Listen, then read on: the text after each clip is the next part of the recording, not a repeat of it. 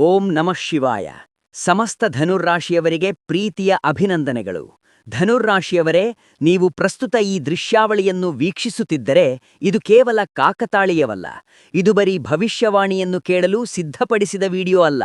ಇದು ನಿಮ್ಮ ಬದುಕಿಗೆ ಸಂಬಂಧಿಸಿದ ದೈವಿಕ ಸಂಕೇತ. ಧನುರ್ರಾಶಿಯವರೇ, ನಿಮ್ಮ ಅಂತಃಕರಣವು ಎಷ್ಟು ಬಾರಿ ಘಾಸಿಗೊಂಡಿದೆ? ನೀವು ಎಷ್ಟು ಸಲ ಸೃಷ್ಟಿಕರ್ತನನ್ನು ಪ್ರಶ್ನೆ ಮಾಡಿದ್ದೀರಿ? ನೀವು ಎಷ್ಟು ಇರುಳುಗಳನ್ನು ನಿದ್ರೆಯಿಲ್ಲದೆ ಕಳೆದಿದ್ದೀರಿ ಎಂಬುದು ನಿಮಗೆ ಮಾತ್ರ ಗೊತ್ತು. ಪ್ರಪಂಚದ ಮುಂದೆ ನಗುತ್ತಿರುವಾಗ ನನ್ನ ಹಣೆಬರಹ ಯಾವಾಗ ಬದಲಾಗುತ್ತದೆ ಎಂದು ಪರಮಾತ್ಮನಿಗೆ ಮಾತ್ರ ತಿಳಿದಿದೆ. ನೀವು ಕೇಳಿದ ಪ್ರತಿಯೊಂದು ಪ್ರಶ್ನೆಗೆ ಈ ನಿಮಿಷದಲ್ಲಿ ಕಾಲವು ಪ್ರತ್ಯುತ್ತರ ನೀಡುತ್ತಿದೆ. ಭಾಸ್ಕರ ದೇವರು ಆ ವ್ಯಕ್ತಿಯನ್ನು ಎತ್ತರಕ್ಕೆ ಕೊಂಡೊಯ್ಯುವ ಮುನ್ನ ಪೂರ್ಣವಾಗಿ ಪರೀಕ್ಷಿಸುತ್ತಾನೆ. ಆ ಪರೀಕ್ಷೆಯ ಸುಳಿಯಲ್ಲಿ ನೀವು ಬಿದ್ದಿದ್ದೀರಿ, ಆದರೆ ಎದೆಗುಂದಲಿಲ್ಲ. ಈಗ ನಿಮ್ಮ ಬದುಕಿನಲ್ಲಿ ಕಷ್ಟದ ಪರ್ವವು ಮುಕ್ತಾಯಗೊಂಡಿದೆ. ಕಾಲಚಕ್ರ ಬದಲಾಗುವ ಮೊದಲು ಸೂರ್ಯದೇವನು ಕಳುಹಿಸುವ ಸುಳಿವುಗಳು ನಿಮ್ಮ ಸುತ್ತಮುತ್ತ ಕಾಣಿಸಿಕೊಳ್ಳಲು ಪ್ರಾರಂಭವಾಗಿವೆ. ಅಲ್ಲದೆ ಈ ಮಾಹಿತಿಯನ್ನು ತಿಳಿಯುವ ಮೊದಲು ಓಂ ಸೂರ್ಯದೇವಾಯ ನಮಃ ಎಂದು ಕಾಮೆಂಟ್ ಮಾಡಿ. ಇದಕ್ಕೆ ಪುಟ್ಟ ಲೈಕ್ ಕೊಡುವ ಮೂಲಕ ಈ ವಿಷಯವು ಇತರ ರಾಶಿಚಕ್ರದ ಭಕ್ತರನ್ನು ತಲುಪುತ್ತದೆ. ಜೊತೆಗೆ ಇದು ನಮಗೂ ಒಂದು ರೀತಿಯ ಪ್ರೇರಣೆ ನೀಡುತ್ತದೆ. ಈ ವಿಷಯಗಳು ಎಲ್ಲರಿಗೂ ಸಂಬಂಧಿಸಿದ್ದಲ್ಲ.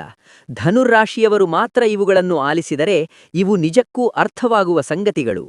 ಈ ವಿಡಿಯೋವನ್ನು ಮಾತ್ರ ಪೂರ್ಣವಾಗಿ ನೋಡಿ. ನಿಮ್ಮ ಚಿತ್ತವನ್ನು ಶಾಂತವಾಗಿಡಿ ಮತ್ತು ಆಲಿಸಿ, ಏಕೆಂದರೆ ನೀವಿಲ್ಲಿ ಕೇಳಲಿರುವುದು ಸಾಮಾನ್ಯ ಜ್ಯೋತಿಷ್ಯವಲ್ಲ, ಬದಲಾಗಿ ನಿಮ್ಮ ಬದುಕನ್ನು ತಿರುಗಿಸುವ ಯಥಾರ್ಥ. ನೀವು ಈ ವಿವರಣೆಯನ್ನು ನೋಡುತ್ತಿದ್ದೀರಿ ಎಂದರೆ ನೀವೀಗ ಈ ಮಾತುಗಳನ್ನು ಕೇಳುತ್ತಿರುವುದು ಆಕಸ್ಮಿಕವಲ್ಲ. ಇದು ಸುಮ್ಮನೆ ಸಂಭವಿಸಲಿಲ್ಲ. ಇದು ನಿಮ್ಮ ಜೀವನದಲ್ಲಿ ದೀರ್ಘಕಾಲದಿಂದ ನಡೆಯುತ್ತಿರುವ ಆಂತರಿಕ ಸಂಘರ್ಷದ ಮುನ್ಸೂಚನೆಯಾಗಿದೆ. ನೀವು ಸಮಾಜದ ಮುಂದೆ ಎಷ್ಟೇ ನಾರ್ಮಲ್ ಆಗಿ ಕಂಡರೂ ಧನುರ್ರಾಶಿಯವರು ಒಳಗೊಳಗೆ ಚಿಂತೆಗಳು, ದಿಗಿಲು ಮತ್ತು ನಿರೀಕ್ಷೆಗಳೊಂದಿಗೆ ಸತತ ಹೋರಾಗುತ್ತಿದ್ದಾರೆ. ನಿಮಗೆ ಎಂದಾದರೂ ಇಂತಹ ಭಾವನೆ ಮೂಡಿದೆಯೇ? ಈ ಪ್ರಶ್ನೆ ನಿಮ್ಮ ಮನಸ್ಸಿನಲ್ಲಿ ಪದೇ ಪದೇ ಮೂಡಿದರೆ ಅದು ನಿಮ್ಮ ಚೇತನವು ಎಚ್ಚರಗೊಳ್ಳುತ್ತಿದೆ ಎಂಬುದ ಗುರುತಾಗಿದೆ. ಜೀವನದಲ್ಲಿ ಅನೇಕ ಘಟನೆಗಳು ನಿಮಗೆ ಅನ್ಯಾಯದಂತೆ ಕಂಡಿರಬಹುದು. ನೀವು ಶ್ರಮಪಟ್ಟಾಗ ನಿಮ್ಮನ್ನು ನಂಬಿದವರಿಗೆ ಯಶಸ್ಸು ಸಿಗಲಿಲ್ಲ. ನಿಮ್ಮನ್ನು ಅವಲಂಬಿಸಿದವರಿಂದ ದೂರವಾಗಿದ್ದಾರೆ. ಅವರು ಸತ್ಯವಂತರಾಗಿದ್ದರೂ ಸಹ ಇವೆಲ್ಲವೂ ನಿಮ್ಮನ್ನು ಒಳಗಿನಿಂದ ಅಶಕ್ತಗೊಳಿಸಿವೆ. ಆದರೆ ವಾಸ್ತವವೆಂದರೆ ಈ ಎಲ್ಲ ಅನುಭವಗಳು ನಿಮ್ಮನ್ನು ಸಜ್ಜುಗೊಳಿಸಲು ಮಾತ್ರ ಬಂದಿವೆ. ಸೂರ್ಯದೇವನು ಯಾರನ್ನಾದರೂ ಶ್ರೇಷ್ಠ ಮಟ್ಟಕ್ಕೆ ಕೊಂಡೊಯ್ಯುವ ಮುನ್ನ ಅವನು ಅವರೊಳಗಿನ ಗರ್ವ, ಭೀತಿ ಮತ್ತು ಅನಗತ್ಯ ಆಶಾವಾದಗಳನ್ನು ನಿವಾರಿಸುತ್ತಾನೆ. ನೀವು ಈ ದೃಶ್ಯವನ್ನು ವೀಕ್ಷಿಸುತ್ತಿರುವುದು ಒಂದು ದೈವಿಕ ಸಂಕೇತ. ನಿಮ್ಮ ಬದುಕಿನಲ್ಲಿ ಒಂದು ಮಹತ್ವದ ತಿರುವು ಹತ್ತಿರವಾಗುತ್ತಿದೆ. ಇದು ಕೇವಲ ಜಾತಕದ ವಾಕ್ಯಗಳಲ್ಲ, ಅನುಭವದ ಮೂಲಕ ಗ್ರಹಿಸಬೇಕಾದ ವಾಸ್ತವ. ಈ ಘಟ್ಟದಲ್ಲಿ ಅನೇಕ ಮಂದಿ ತಮ್ಮ ಭರವಸೆಗಳನ್ನು ಕಳೆದುಕೊಳ್ಳುತ್ತಾರೆ, ಆದರೆ ನೀವು ಬಿಟ್ಟುಕೊಡಲಿಲ್ಲ. ಆದ್ದರಿಂದಲೇ ಈ ಪದಗಳು ನಿಮಗೆ ತಲುಪಿವೆ. ನಿಮ್ಮ ಜೀವನದಲ್ಲಿ ಸಂಭವಿಸುವ ಘಟನೆಗಳು ನಿಮ್ಮನ್ನು ಹಿಂದೆ ಹಾಕುವುದಿಲ್ಲ, ಬದಲಾಗಿ ನಿಮ್ಮನ್ನು ಉನ್ನತಿಗೆ ಕೊಂಡೊಯ್ಯುತ್ತವೆ. ಈ ಹಂತದಲ್ಲಿ ನೀವು ಪಡೆಯುವ ಪ್ರತಿಯೊಂದು ಶಬ್ದ ಮತ್ತು ನೀವು ಕಾಣುವ ಪ್ರತಿಯೊಂದು ಕುರುಹನ್ನು ಗ್ರಹಿಸಲು ನೀವು ಯತ್ನಿಸಬೇಕು, ಏಕೆಂದರೆ ಈಗ ವಿಧಿಯು ನಿಮ್ಮೊಂದಿಗೆ ಸಂವಹಿಸುತ್ತಿದೆ. ಧನುರ್ರಾಶಿಯ ಕಳೆದ 3 ವರ್ಷದ ಕರ್ಮದ ಜಾಲವು ಮುಗಿದಿದೆ. ಕಳೆದ 3 ವರ್ಷಗಳು ಧನುರ್ರಾಶಿಗೆ ಅತ್ಯಂತ ಕ್ಲಿಷ್ಟಕರವಾದ ಕಾಲವಾಗಿದೆ. ಈ ಅವಧಿಯಲ್ಲಿ ನೀವು ಮಾಡಿದ ಯತ್ನಗಳು, ನೀವು ತೋರಿದ ಕಠಿಣ ಪರಿಶ್ರಮ ಇದೆಲ್ಲವೂ ಪ್ರೋತ್ಸಾಹ ಪಡೆಯಲಿಲ್ಲ. ನೀವು ಎಷ್ಟೇ ಮಾಡಿದರೂ ಮನ್ನಣೆ ಸಿಗದ ವ್ಯಥೆಯೂ ನಿಮ್ಮನ್ನು ಪೀಡಿಸುತ್ತಿದೆ. ಇದು ಕೇವಲ ಗ್ರಹಗತಿಗಳ ಆಟವಲ್ಲ, ಕರ್ಮದ ಫಲಗಳ ಶುದ್ಧೀಕರಣದ ಪ್ರಕ್ರಿಯೆ. ಪ್ರತಿಯೊಬ್ಬ ವ್ಯಕ್ತಿಗೂ ಅವನ ಬದುಕಿನಲ್ಲಿ ಒಂದು ಹಂತವಿರುತ್ತದೆ. ಆ ಕಾಲದಲ್ಲಿ ಹಿಂದಿನ ಜನ್ಮಗಳ ಕರ್ಮವೂ ಮುಕ್ತಾಯಗೊಳ್ಳುತ್ತದೆ. ಧನುರ್ರಾಶಿಯವರು ಆ ಬೇಗೆಯನ್ನು ಅನುಭವಿಸಿದ್ದಾರೆ. ಈ 3 ವರ್ಷಗಳಲ್ಲಿ ನೀವು ಅನೇಕ ವಸ್ತುಗಳನ್ನು ಕಳೆದುಕೊಂಡಿದ್ದೀರಿ. ಕೆಲವರು ದೂರವಾಗಿದ್ದಾರೆ, ಕೆಲವು ಸುವರ್ಣಾವಕಾಶಗಳು ಜಾರಿ ಹೋಗಿವೆ, ಕೆಲವೊಮ್ಮೆ ನಿಮ್ಮ ಆತ್ಮವಿಶ್ವಾಸ ಕುಂದಿದೆ. ಆದರೆ ಈ ಕಾಲವು ನಿಮಗೆ ಒಂದು ಪಾಠ ಕಲಿಸಿದೆ. ನೀವು ಯಾರನ್ನೂ ನಂಬದೆ ಒಳಗಿನಿಂದ ಧೈರ್ಯಶಾಲಿಯಾದಾಗ ಮಾತ್ರ ಹೊರಗಿನಿಂದ ನೈಜ ಬದಲಾವಣೆ ಉಂಟಾಗುತ್ತದೆ. ಕರ್ಮದ ಸಂಕೋಲಿಯು ದಂಡನೆಯಲ್ಲ, ಇದು ಶುದ್ಧೀಕರಣದ ಮಾರ್ಗ. ಸ್ವರ್ಣವನ್ನು ಬೆಂಕಿಯಲ್ಲಿ ಕಾಯಿಸುವಂತೆ ಸಂದರ್ಭಗಳು ಸಹ ನಿಮ್ಮನ್ನು ಪುಟಕ್ಕಿಟ್ಟಿವೆ. ಆದರೆ ಈಗ ನೀವು ಕಲ್ಮಶಗಳಿಲ್ಲದ ದೃಢಸ್ಥಿತಿಯನ್ನು ತಲುಪಿದ್ದೀರಿ. ಈ ಪರ್ವವು ಮುಕ್ತಾಯಗೊಳ್ಳುವ ಸಮಯ ಬಂದಿದೆ. ನೀವು ಅನುಭವಿಸಿದ ಪ್ರತಿಯೊಂದು ವ್ಯಥೆಗೆ ಒಂದು ಉದ್ದೇಶವಿದೆ. ಈ ಉದ್ದೇಶವು ಈಗ ಪ್ರತಿಫಲವಾಗಿ ಮಾರ್ಪಡಲಿದೆ. ನೀವು ಅನುಭವಿಸಿದ ಏಕಾಂತ, ಗೇಲಿ ಮತ್ತು ನಿರಾಸೆಯೂ ಶೀಘ್ರದಲ್ಲಿ ನಿಮಗೆ ಶಕ್ತಿಯಾಗಲಿದೆ. ಈ 3 ವರ್ಷಗಳು ನಿಮ್ಮ ಜೀವನದ ಬುನಾದಿಯನ್ನು ಹಾಕಿವೆ. ಮುಂಬರುವ ಕಾಲವು ಆ ಅಡಿಪಾಯದ ಮೇಲೆ ಸೌಧ ನಿರ್ಮಿಸುತ್ತದೆ. ಸೂರ್ಯದೇವನು ಧನುರ್ರಾಶಿಯ ಮೇಲೆ ಏಕೆ ದಯೆ ತೋರುತ್ತಿದ್ದಾನೆ? ಸೂರ್ಯ ಕೇವಲ ಒಂದು ಗೋಳವಲ್ಲ. ಜ್ಯೋತಿಷ್ಯದಲ್ಲಿ ಸೂರ್ಯನು ಆತ್ಮದ ಪ್ರತಿರೂಪ. ನಮ್ಮ ಆತ್ಮವು ಬಲಿಷ್ಠವಾಗಿದ್ದಾಗ ಬದುಕು ಸಹ ಬಲಿಷ್ಠವಾಗಿರುತ್ತದೆ. ಧನುರ್ರಾಶಿಯವರು ಸಹಜವಾಗಿಯೇ ಪ್ರಜ್ಞಾವಂತರು ಮತ್ತು ಚುರುಕಾಗಿ ಯೋಚಿಸುವವರು. ಆದರೆ ಕೆಲವು ಕಾಲದಿಂದ ನಿಮ್ಮ ಆತ್ಮಬಲ ಕುಸಿದಿದೆ. ನೀವು ನಿಮ್ಮ ಯೋಗ್ಯತೆಯನ್ನು ವಿಸ್ಮರಿಸಿದ್ದೀರಿ. ಆದ್ದರಿಂದಲೇ ಸೂರ್ಯದೇವನು ಈಗ ನಿಮ್ಮನ್ನು ಕರುಣಿಸುತ್ತಿದ್ದಾನೆ. ಸೂರ್ಯ ಕೃಪೆ ತೋರಿಸುತ್ತಿದ್ದಾನೆ ಎಂದರೆ ದ್ರವ್ಯ ಅಥವಾ ಕೀರ್ತಿ ತಕ್ಷಣ ಬರುತ್ತದೆ ಎಂದಲ್ಲ. ಆತ್ಮದಲ್ಲಿನ ಜ್ಯೋತಿಯು ಮೊದಲು ಬೆಳಗಬೇಕು. ನೀವು ಪುನಃ ನಿಮ್ಮನ್ನು ನಂಬಲು ತೊಡಗುತ್ತೀರಿ ಮತ್ತು ನಾನು ಅದನ್ನು ಸಾಧಿಸಬಲ್ಲೆ ಎಂಬ ಚೈತನ್ಯ ಮರಳುತ್ತದೆ. ಈ ಬದಲಾವಣೆಯು ಹೊರಗೆ ಅಲ್ಪವಾಗಿ ಕಂಡರೂ ಒಳಗೆ ಬಹಳ ಗಾಢವಾಗಿದೆ. ಈ ಘಟ್ಟದಲ್ಲಿ ನೀವು ಕೈಗೊಳ್ಳುವ ತೀರ್ಮಾನಗಳು ನಿಮ್ಮ ಭವಿಷ್ಯವನ್ನು ನಿರ್ಧರಿಸುತ್ತವೆ. ಸೂರ್ಯನ ಹಾರೈಕೆ ಎಂದರೆ ಪ್ರತಿಷ್ಠೆ. ನಿಮ್ಮನ್ನು ಲಘುವಾಗಿ ಪರಿಗಣಿಸಿದ್ದರೆ ಈಗ ನಿಮ್ಮ ಮಾತಿಗ ತೂಕವಿರುತ್ತದೆ. ನೀವು ಮೌನವಾಗಿ ನುಂಗಿದ ಅವಮಾನಕ್ಕೆ ಈಗ ಉತ್ತರ ದೊರೆಯಲಿದೆ. ಇದು ಪ್ರತೀಕಾರವಲ್ಲ, ಇದು ನ್ಯಾಯ. ಸೂರ್ಯ ತಡಮಾಡುತ್ತಾನೆ, ಆದರೆ ಕೈಬಿಡುವುದಿಲ್ಲ. ನಿಮ್ಮ ನಿಷ್ಠೆ, ನಿಮ್ಮ ತಾಳ್ಮೆ, ನಿಮ್ಮ ಸಹಿಷ್ಣುತೆ ಎಲ್ಲವೂ ಅವನ ಗಮನದಲ್ಲಿದೆ. ಅದಕ್ಕಾಗಿಯೇ ಈಗ ನಿಮ್ಮ ಬದುಕು ಹೊಸ ಬೆಳಕಿನತ್ತ ಸಾಗುತ್ತದೆ. ಕಷ್ಟಗಳ ನಿವಾರಣೆಯ ಮೊದಲು ಗೋಚರಿಸುವ ಪ್ರಥಮ ಸೂಚನೆ: ಪ್ರತಿಯೊಂದು ದೊಡ್ಡ ಬದಲಾವಣೆಯು ಮೊದಲು ಪುಟ್ಟ ಸುಳಿವುಗಳೊಂದಿಗೆ ಶುರುವಾಗುತ್ತದೆ. ಧನುರಾಶಿಯವರ ಬದುಕಿನಲ್ಲಿ ಈಗ ಅಂತಹ ಸೂಚನೆಗಳು ಕಾಣಿಸಿಕೊಳ್ಳಲು ತೊಡಗಿವೆ. ನೀವು ಗಮನಿಸಿದರೆ, ಇತ್ತೀಚಿನ ದಿನಗಳಲ್ಲಿ ಕೆಲವು ಪುರಾತನ ವಿಷಯಗಳು ನಿಮ್ಮ ಜೀವನದಲ್ಲಿ ಮರುಕಳಿಸಿವೆ. ಅದರೊಂದಿಗೆ ಹೊಂದಾಣಿಕೆ ಮಾಡುವುದು. ನೀವು ಬಹಳ ಕಾಲದಿಂದ ಸಂಪರ್ಕಿಸದ ವ್ಯಕ್ತಿ ಆಕಸ್ಮಿಕವಾಗಿ ನೆನಪಿಗೆ ಬರುತ್ತಾನೆ. ಹಳೆಯ ಚಾನ್ಸ್ ಮತ್ತೆ ಸಿಗುತ್ತದೆ, ಅಥವಾ ಹಳೆಯ ಸಂಗತಿ ಮತ್ತೆ ಸ್ಮೃತಿಗೆ ಬರುತ್ತದೆ. ಇದೆಲ್ಲವೂ ಯೋಗಾಯೋಗವಲ್ಲ. ಈ ಸೂಚನೆ ಎಂದರೆ ನಿಮ್ಮ ಜೀವನವು ಒಂದು ಪೂರ್ಣ ವೃತ್ತವನ್ನು ತಲುಪಿದೆ ಎಂದರ್ಥ. ನೀವು ಹಿಂದೆ ಕಲಿಯಲು ಸಾಧ್ಯವಾಗದ ಪಾಠವನ್ನು ಕಲಿಯುವ ಹಂತಕ್ಕೆ ನೀವು ಬಂದಿದ್ದೀರಿ. ಈ ಬಾರಿ ಪರಿಸ್ಥಿತಿಗಳು ನಿಮ್ಮ ಪರವಾಗಿವೆ, ಏಕೆಂದರೆ ಈಗ ನೀವು ಪಕ್ವವಾಗಿದ್ದೀರಿ. ನೀವು ದುರ್ಬಲರಲ್ಲ, ನೀವು ಅನುಭವ ಮತ್ತು ಪ್ರಜ್ಞೆಯೊಂದಿಗೆ ಮುಂದುವರಿಯುತ್ತಿದ್ದೀರಿ. ಈ ಹಂತದಲ್ಲಿ ಅನೇಕ ಮಂದಿ ಆತಂಕಕ್ಕೊಳಗಾಗುತ್ತಾರೆ. ಅದೇ ತೊಂದರೆ ಮತ್ತೆ ಕಾಡಬಹುದು ಎಂಬ ಭೀತಿ ಇರುತ್ತದೆ. ಆದರೆ ಈ ಸಲ ಸಂದರ್ಭ ವಿಭಿನ್ನವಾಗಿದೆ. ನೀವು ಒಳಗಿನಿಂದ ಸನ್ನದ್ಧರಿದ್ದೀರಿ. ನೀವು ಈ ಸಂಕೇತವನ್ನು ಗುರುತಿಸಿ ಲಭ್ಯ ಅವಕಾಶವನ್ನು ಸದುಪಯೋಗಪಡಿಸಿಕೊಂಡರೆ ನಿಮ್ಮ ಬದುಕು ಸಂಪೂರ್ಣವಾಗಿ ನೂತನ ಹಾದಿಯಲ್ಲಿ ಸಾಗುತ್ತದೆ. ಧನುರಾಶಿ ಒಂದು ಆಂತರಿಕ ಸಮರ. ನಿಜವಾದ ಯುದ್ಧವು ಬಾಹ್ಯ ಪ್ರಪಂಚದೊಂದಿಗಲ್ಲ, ಬದಲಾಗಿ ನಿಮ್ಮ ಅಂತರಂಗದೊಂದಿಗೆ. ತೀರ್ಮಾನ ತೆಗೆದುಕೊಳ್ಳುವ ಮೊದಲು ನೀವು 100 ಬಾರಿ ಆಲೋಚಿಸುತ್ತೀರಿ. ಇದು ನಿಮ್ಮ ಶಕ್ತಿ ಹಾಗೂ ದೌರ್ಬಲ್ಯ. ನೀವು ಎಲ್ಲರ ಮರ್ಮವನ್ನು ಅರಿಯುತ್ತೀರಿ, ಆದರೆ ನೀವು ನಿಮ್ಮ ಮನದಾಳವನ್ನು ಯಾರಿಗೂ ವಿವರಿಸಲು ಸಾಧ್ಯವಿಲ್ಲ. ಈ ಮೌನವು ನಿಮ್ಮನ್ನು ಬಹಳ ನೋಯಿಸುತ್ತದೆ. ಇತ್ತೀಚೆಗೆ ನಿಮ್ಮ ಚಿತ್ತವು ತುಂಬಾ ಕ್ಲೇಶಕ್ಕೊಳಗಾಗಿದೆ. ನಿದ್ರೆಯ ಅಭಾವ, ಕ್ಷುಲ್ಲಕ ವಿಷಯಗಳ ಬಗ್ಗೆ ವ್ಯಥೆ, ಒಂಟಿತನ ಇವೆಲ್ಲವೂ ನಿಮ್ಮ ಚೇತನವು ವಿಶ್ರಾಂತಿಯನ್ನು ಅಪೇಕ್ಷಿಸುತ್ತಿದೆ ಎಂಬುದರ ಮುನ್ಸೂಚನೆಗಳಾಗಿವೆ. ಈ ಘಟ್ಟದಲ್ಲಿ ನೀವು ನಿಮ್ಮನ್ನು ಅರಿಯಬೇಕು.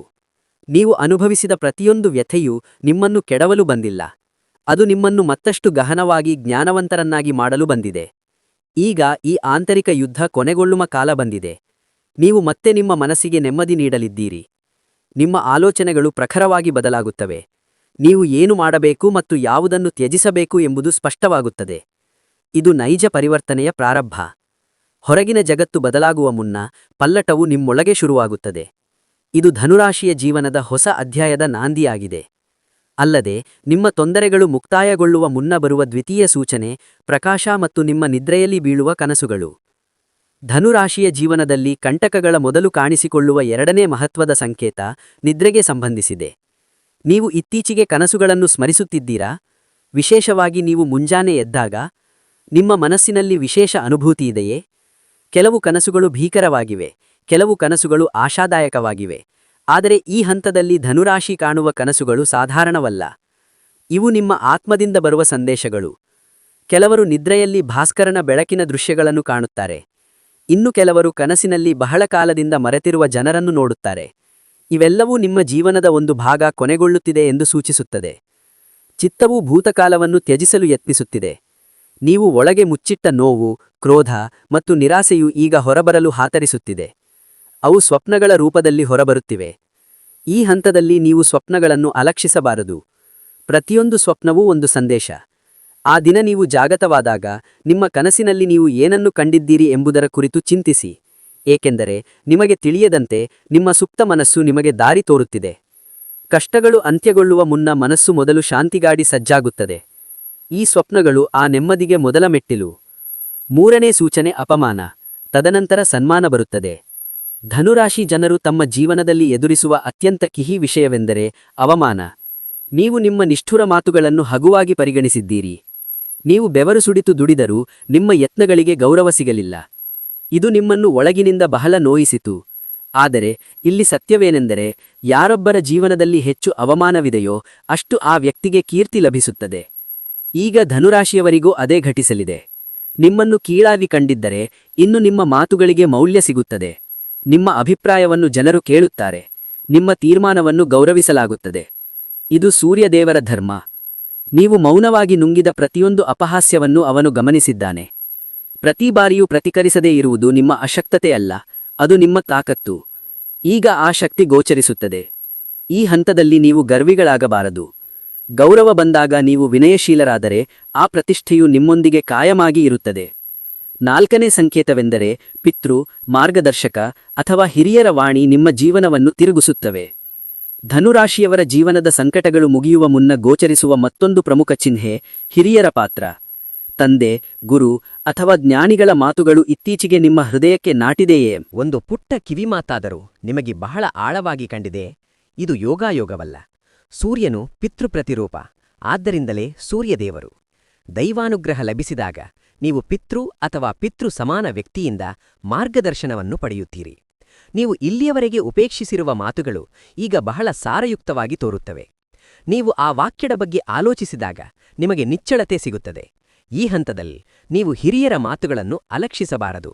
ಅವರು ನಿಮ್ಮ ಬದುಕನ್ನು ಕಟ್ಟಿಹಾಕಲು ಹೇಳುತ್ತಿಲ್ಲ, ಬದಲಾಗಿ ನಿಮಗೆ ಪಥ ತೋರಿಸಲು ಹೇಳುತ್ತಿದ್ದಾರೆ ಎಂದು ಗ್ರಹಿಸಿ.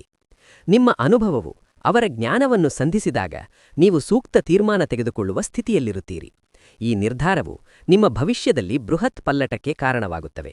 ಅಲ್ಲದೆ 5ನೇ ಸೂಚನೆಯು ಸರ್ಕಾರಕ್ಕೆ ಸಂಬಂಧಿಸಿದ ವ್ಯವಹಾರಗಳಲ್ಲಿ ಬದಲಾವಣೆಯಾಗಿದೆ. ಧನುರಾಶಿಗೆ ಸಂಕಷ್ಟಗಳು ತೀರುವ ಮುನ್ನ ಸರ್ಕಾರಕ್ಕೆ ಸಂಬಂಧಿಸಿದ ಕೆಲಸಗಳಲ್ಲಿ ಧನಾತ್ಮಕ ಪಲ್ಲಟಗಳು ಕಂಡುಬರುತ್ತವೆ. ಬಹಳ ಕಾಲದಿಂದ ನಿಂತುಹೋದ ಕಾರ್ಯವು ಏಕಾಏಕಿ ವೇಗ ಪಡೆಯಲು ಪ್ರಾರಂಭಿಸುತ್ತದೆ. ದಾಖಲೆಗಳು, ಮನವಿಗಳು, ಉದ್ಯೋಗಕ್ಕೆ ಸಂಬಂಧಿಸಿದ ಕಡತಗಳು ಇವೆಲ್ಲವೂ ನಿಮ್ಮ ಪರವಾಗಿ ತಿರುಗುತ್ತವೆ. ಇದರರ್ಥ ನಿಮ್ಮ ಅದೃಷ್ಟ ತಕ್ಷಣ ಬದಲಾಗಿದೆ ಎಂದಲ್ಲ, ನಿಮ್ಮ ಹಳೆಯ ಶ್ರಮದ ಫಲಿತಾಂಶವು ಈಗ ಕೈಗೆಟುಕುತ್ತದೆ. ಸೂರ್ಯನು ಅಧಿಕಾರದ ಸಂಕೇತವಾಗಿರುವುದರಿಂದ ಅವನ ಕೃಪೆ ಬಂದಾಗ ಈ ಕ್ಷೇತ್ರದಲ್ಲಿ ಬದಲಾವಣೆಗಳು ಖಂಡಿತವಾಗಿಯೂ ಸಂಭವಿಸುತ್ತವೆ. ಈ ಹಂತದಲ್ಲಿ ನೀವು ತಾಳ್ಮೆಯಿಂದ ಇರಲೇಬೇಕು. ಎಲ್ಲವೂ ನೀವು ಬಯಸಿದ ಗತಿಯಲ್ಲಿ ನಡೆಯದಿರಬಹುದು, ಆದರೆ ಪಥವು ಸರಿಯಾಗಿರುತ್ತದೆ. ನೀವು ಈಗ ಮಾಡುವ ಪ್ರತಿಯೊಂದು ಪುಟ್ಟ ಯತ್ನವು ನಿಮ್ಮನ್ನು ಗುರಿಯ ಸಮೀಪಕ್ಕೆ ಕೊಂಡೊಯ್ಯುತ್ತದೆ. ಇದು ನಿಮ್ಮ ಜೀವನದಲ್ಲಿ ಸ್ಥಿರತೆಯ ಮುನ್ಸೂಚನೆಯಾಗಿದೆ. ಅಂತಿಮವಾಡಿ 6ನೇ ಸೂಚನೆಯು ಎಸ್ ಅಕ್ಷರದ ಇಂದಿನ ನಿಗೂಢವಾಗಿದೆ. ಈ ರಾಶಿಚಕ್ರದವರ ಜೀವನದಲ್ಲಿ ಈಗ ಕಾರ್ಯಾಚರಿಸುತ್ತಿರುವ ವಿಶಿಷ್ಟ ಶಕ್ತಿ ಎಸ್ ಅಕ್ಷರವಾಗಿದೆ. ಇದು ಅನೇಕರಿಗೆ ವಿಚಿತ್ರವಾಗಿ ತೋರಬಹುದು, ಆದರೆ ಜ್ಯೋತಿಷ್ಯದ ದೃಷ್ಟಿಯಲ್ಲಿ ಕೆಲವು ಅಕ್ಷರಗಳು ಕೆಲವು ಕಾಲಗಳಲ್ಲಿ ವಿಶೇಷ ಪ್ರಭಾವವನ್ನು ಬೀರುತ್ತವೆ. ಎಸ್ ಅಕ್ಷರದಿಂದ ಪ್ರಾರಂಭವಾಗುವ ನಾಮಧೇಯ, ಸ್ಥಾನ, ಸಂಸ್ಥೆ ಅಥವಾ ಚಾನ್ಸ್ ನಿಮ್ಮ ಜೀವನದಲ್ಲಿ ಪ್ರಮುಖ ಪಾತ್ರ ವಹಿಸುತ್ತದೆ. ಅದೊಬ್ಬ ವ್ಯಕ್ತಿಯ ಹೆಸರಾಗಿರಬಹುದು, ಕಂಪನಿಯ ಹೆಸರಾಗಿರಬಹುದು, ಅಥವಾ ನೀವು ತೆರಳುವ ಊರಿನ ಹೆಸರಾಗಿರಬಹುದು. ಈ ಅಕ್ಷರ ಎಸ್ ನಿಮಗೆ ಪುನರಾವರ್ತಿತವಾಗಿ ಕಂಡರೆ ಅದನ್ನು ಉಪೇಕ್ಷಿಸಬೇಡಿ. ಇದು ನಿಮ್ಮ ಜೀವನದಲ್ಲಿ ಬರುವ ಪರಿವರ್ತನೆಯ ಸಂಕೇತವಾಗಿದೆ. ಈ ಹಂತದಲ್ಲಿ ಅನಿರೀಕ್ಷಿತವಾಗಿ ಘಟಿಸುವ ವಿದ್ಯಮಾನಗಳಿಗೆ ನೀವು ಗಮನ ನೀಡಬೇಕು, ಏಕೆಂದರೆ ವಿಧಿಯು ಅನೇಕ ವೇಳೆ ಪ್ರತ್ಯಕ್ಷವಾಗಿ ನುಡಿಯುವುದಿಲ್ಲ, ಅದು ಕುರುಹುಗಳ ರೂಪದಲ್ಲಿ ಮಾತನಾಡುತ್ತದೆ. ಧನುರಾಶಿಗೆ ಆ ಸಂಕೇತಗಳನ್ನು ಅರಿಯುವ ಶಕ್ತಿಯಿದೆ. ಈಗ ಆ ಚೈತನ್ಯ ಜಾಗೃತವಾಗುತ್ತಿದೆ. ಈ ಎಸ್ ಅಕ್ಷರವು ನಿಮ್ಮ ಬದುಕಿನಲ್ಲಿ ನೂತನ ಅಧ್ಯಾಯಗಳಿಗೆ ದ್ವಾರ ತೆರೆಯಲಿದೆ. ಒಳಗೆ ಅಡಗಿದ ವ್ಯಥೆ ಹೊರಗೆ ಕಾಣಿಸದ ಸಮರ. ಧನುರಾಶಿ ಜನರು ತಮ್ಮ ನೋವನ್ನು ಎಂದಿಗೂ ಪ್ರದರ್ಶಿಸುವುದಿಲ್ಲ. ಅವರು ಮಂದಹಾಸದೊಂದಿಗೆ ಮಾತನಾಡುತ್ತಾರೆ. ಅವರು ಎಲ್ಲರೊಂದಿಗೂ ಬೆರೆಯುತ್ತಾರೆ, ಆದರೆ ಒಳಗೆ ಮೌನ ಕದನ ನಡೆಯುತ್ತಿದೆ. ನೀವು ಎಷ್ಟೇ ಶಬ್ದಗಳನ್ನು ಬಳಸಿದರೂ ನೀವು ನಿಮ್ಮ ನೈಜ ಭಾವನೆಗಳನ್ನು ನಿಮ್ಮಲ್ಲಿಯೇ ಗೌಪ್ಯವಾಗಿ ಇಟ್ಟುಕೊಳ್ಳುತ್ತೀರಿ. ಏಕೆಂದರೆ ನೀವು ನಿಮ್ಮ ವ್ಯಥೆಯನ್ನು ಹೇಳಿಕೊಂಡರೆ ಇತರರು ಗ್ರಹಿಸುವುದಿಲ್ಲ ಎಂದು ನೀವು ಅರಿತಿದ್ದೀರಿ. ಹಿಂದೆ ನೀವು ನುಡಿದಾಗ ಕೆಲವರು ಅದನ್ನು ಲಘುವಾಗಿ ಕಂಡಿದ್ದರು, ಇತರರು ಅದನ್ನು ನಿಮ್ಮ ಅಶಕ್ತತೆ ಎಂದು ಭಾವಿಸಿದ್ದರು. ಅದಕ್ಕಾಗಿಯೇ ಮೌನವು ನಿಮ್ಮ ಕವಚವಾಗಿದೆ. ಈ ಮೌನದಿಂದಾಗಿ ನೀವು ಬಹಳ ಹೈರಾಣಾಗಿದ್ದೀರಿ. ನಿಮ್ಮ ಚಿತ್ತದಲ್ಲಿರುವ ಆಲೋಚನೆಗಳು, ಪ್ರಶ್ನೆಗಳು ಮತ್ತು ಸಂಶಯಗಳನ್ನು ಯಾರಿಗೂ ತಿಳಿಸಲು ಸಾಧ್ಯವಾಗದ ಕಾರಣ ನೀವು ಕ್ಲೇಶಕ್ಕೊಳಗಾಗಿದ್ದೀರಿ. ಕೆಲವು ರಾತ್ರಿಗಳು ನಿಮಗೆ ನಿದ್ರಿಸಲು ಸಾಧ್ಯವಾಗುವುದಿಲ್ಲ. ಕೆಲವು ಬೆಳಗ್ಗೆ ನೀವು ಶೂನ್ಯವಾಗಿರುತ್ತೀರಿ. ಇವೆಲ್ಲವೂ ನಿಮ್ಮ ಆಂತರಿಕ ಆಯಾಸದ ಗುರುತುಗಳು. ನಿಮ್ಮ ನೋವನ್ನು ನೀವು ಯಾರೊಂದಿಗೂ ಹಂಚಿಕೊಳ್ಳಲು ಅಸಾಧ್ಯವಾದರೂ ವಿಧಿಯು ಎಲ್ಲದರ ಮೌಲ್ಯವನ್ನು ಅರಿತಿದೆ. ಈಗ ಈ ಪರ್ವವು ಮುಕ್ತಾಯಗೊಳ್ಳುವ ಸಮಯ ಬಂದಿದೆ. ನಿಮ್ಮೊಳಗೆ ಅಡಗಿದ ನೋವು ಹೊರಗೋಗಲು ಒಂದು ದಾರಿಯನ್ನು ಕಂಡುಕೊಳ್ಳುತ್ತದೆ. ಅದೊಬ್ಬ ವ್ಯಕ್ತಿ, ತೀರ್ಮಾನ ಅಥವಾ ಬದಲಾವಣೆಯಾಗಿರಬಹುದು.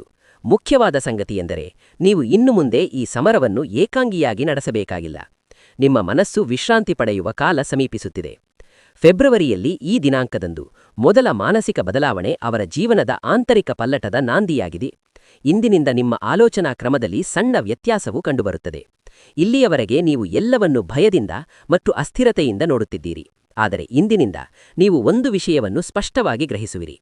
ಇಂದು ನೀವು ಇದು ಹೀಗೆ ಮುಂದುವರಿಯಲು ಅಸಾಧ್ಯ ಎಂದ ತೀರ್ಮಾನವನ್ನು ತೆಗೆದುಕೊಳ್ಳುವ ಸಾಧ್ಯತೆಯಿದೆ. ಇದು ದೊಡ್ಡ ತೀರ್ಮಾನವಾಗಿರಬಹುದು, ಆದರೆ ನಿಮ್ಮ ಜೀವನದ ದಿಕ್ಕನ್ನು ಪಲ್ಲಟಗೊಳಿಸುವ ತೀರ್ಮಾನ. ಉದಾಹರಣೆಗೆ, ಇನ್ನು ಮುಂದೆ ಯಾವುದನ್ನು ಸಹಿಸದಿರುವುದನ್ನು ನಿಶ್ಚಯಿಸುವುದು ಅಥವಾ ಹೊಸ ಹಾದಿಯಲ್ಲಿ ಹೆಜ್ಜೆ ಇಡಲು ಹಂಬಲಿಸುವುದು. ಈ ತೀರ್ಮಾನವು ಹೊರಗೆ ತುಂಬಾ ಸಹಜವೆಂದು ತೋರುತ್ತದೆ, ಆದರೆ ಒಳಗೆ ಅದು ಬಹಳ ಗಾಢವಾದ ಬದಲಾವಣೆಯಾಗಿರುತ್ತದೆ. ಈ ದಿನಗಳಲ್ಲಿ ನಿಮ್ಮ ಮನಸ್ಸಿನಲ್ಲಿ ಶಾಂತಿಯು ಉದಯಿಸುತ್ತದೆ. ಹಿಂದೆ ನಿಮ್ಮನ್ನು ಪೀಡಿಸಿದ್ದ ಭಯಗಳು ತುಸ್ಸು ತಗ್ಗುತ್ತವೆ. ನೀವು ನಿಮ್ಮ ಮೇಲೆ ವಿಶ್ವಾಸ ಇಡಲು ತೊಡಗುತ್ತೀರಿ. ಇದು ಸೌರಶಕ್ತಿಯ ಪ್ರತಿಫಲ. ಈ ದಿನಗಳಲ್ಲಿ ಮೂಡಿದ ಆಲೋಚನೆಗಳು ಮುಂಬರುವ ದಿನಗಳಲ್ಲಿ ನಿಮಗೆ ಪಥ ತೋರಿಸುತ್ತವೆ. ಈಗ ಆರ್ಥಿಕ ಚಿಂತನೆಯಲ್ಲಿ ನಿಚ್ಚಳತೆ ಇರುತ್ತದೆ.